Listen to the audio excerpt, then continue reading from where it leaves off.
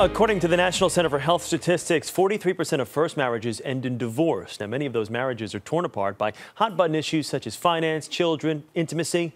Well, this morning, tips on how you can prevent them from doing damage to a relationship. And joining us are Wragge, a financial expert and correspondent for CBS Money Watch, and couples therapist Lori Pune. And they're going to take questions from our married couples who have been kind enough to join us here and make up our panel this morning. So let me say a good morning, a collective good morning to everyone. First, let me see a show of hands. How many of you have financial issues from a couple standpoint? How many of you are savers? Spenders? Okay, so it's breaking pretty much right down the middle. I want to start, Lisa and Greg, you guys have a little bit of financial strain in your marriage right now. Lisa is starting her own business. What is that exactly doing, and what advice can we give you to help things out of the marriage? Well, I am getting ready to open a children's yoga studio in Hoboken called Mimi Kids Yoga, and it is taking up a lot of time and money, and we're just wondering, with opening the business and our financial living expenses, how can we still manage to live our lives, save money, and squeeze in a vacation or some extra fun with the kids? Farnoosh, take that one. Well, it starts with keeping your business and your personal life separate. So for your business, you need your own account, your own ATM card for that. And as far as saving up for the big fun things like going out to eat, vacation, stuff for the kids, you need to pre-commit to saving for these things. Discretionary income, that's basically where those expenses are going to be coming from. And discretionary income on a general budget is about 10% of your take-home pay. So go home tonight, look at how much money is coming in and reasonably how much you can set aside for the quote-unquote fun stuff, and just work within those parameters. Mike, Janice, you guys work together at home, so you're spending an awful lot of time together. What's that doing to the relationship? Well, that's part of the problem. That's why we're here. Basically, we have a home studio, CelesteStudios.com, and basically we're working together every single second. When we leave and shoot weddings, we're together. And that kind of puts a little strain on our personal relationship.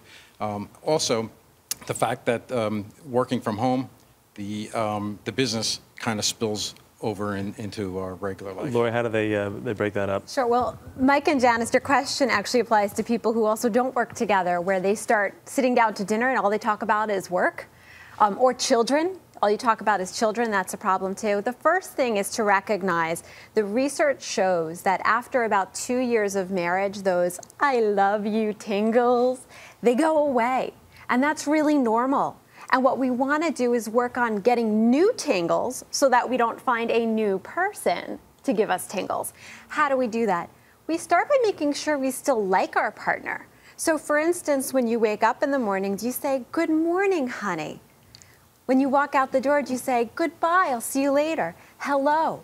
Things like that can just keep a connection alive. You also want to separate time out for fun. That might mean saying, in your business, perhaps Mondays is a day with less work. Okay, Mondays we're going to take off together. We're going to set aside this time because I recognize that if I don't, our marriage will suffer. Yep. Richard, Patricia, let me ask you, do you guys still get those tingles, like the relationship is new type thing, or what would be your biggest issue if you had to pose a question to one of our experts, financial or emotional? My question is that as I get closer to retirement, our priorities change, and at what point should I start becoming more conservative with the money that I put aside for investment? Well, that's a great question. A lot of us are wondering that right now. Richard, you're about 5 years away from retirement. So really, you can't be too risky at this point. The rule of thumb is you take the 100 number and you subtract your age, and that's how much money you should have in stocks. And if you've got all your money in stocks, I would say you want to pull back and reserve money in cash and more safety areas, because you can't afford to be too risky right now. If the market tumbles in the next 5 years, again, you may not be able to ride out those fluctuations. And Greg and Lisa, let me talk to you guys, because now we're bringing kids into the equation. You guys have 2 little ones. Is there, I guess, not enough time in the day to, I guess, have your intimate time together, have your time with the kids, and also work? Well, as soon as I get home, the kids basically rush and they meet me, and after that, all that happens is that there's a constant fight for attention, for my attention from them.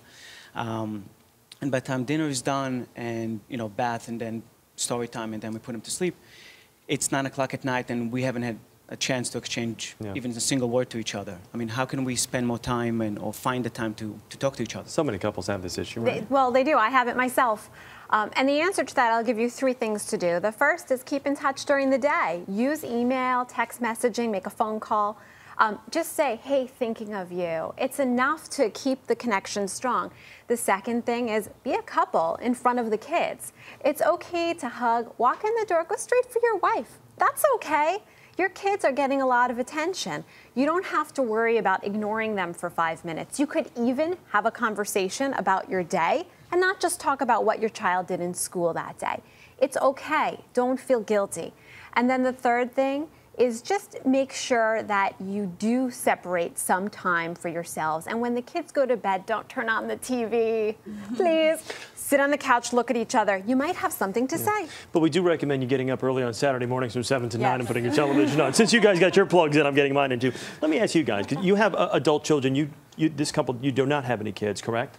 From a previous marriage. From a previous marriage. So what do you guys do to, I guess, kind of along the lines of what Lori was talking about, a little bit of a text message here and there, or a little phone message, anything. What are the things that you guys do during the day to make sure each other knows you're thinking about one another?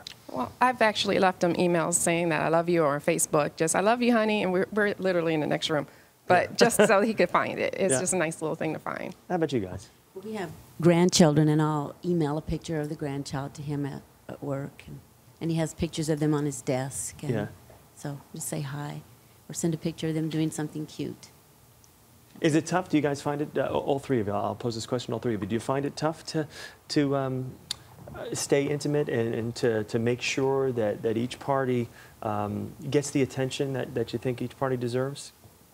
I think it's a constant balance of trying to make sure we're happy as a couple and make sure our kids get enough attention. And it's always difficult, but you find time. Yeah. Before I let you guys go, we got about 20 seconds left. Just real quickly, just what do you love about each other's? What do you love about her most? I love her spirit. Go ahead. I love her humor. Real quick. I like having her in my life. There you go. See, it doesn't get any better than that. Pretty basic. All right, guys, stay right with us. For some of you, your local news is next. For others, stay with us a little bit more right here on The Early Show here on CBS. Love and marriage, love and marriage.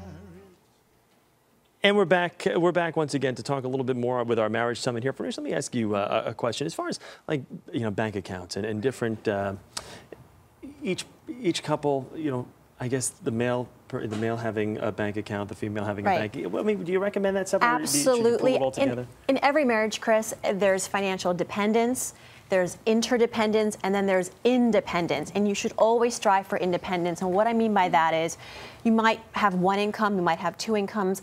What you need to do absolutely is maintain separate accounts for savings, have your own credit cards, try to build your own credit as individuals as well as a couple, because at the end of the day, it's not just about yourselves as a unit, but also your individual credit histories, your financial independence. Look, divorce is part of reality.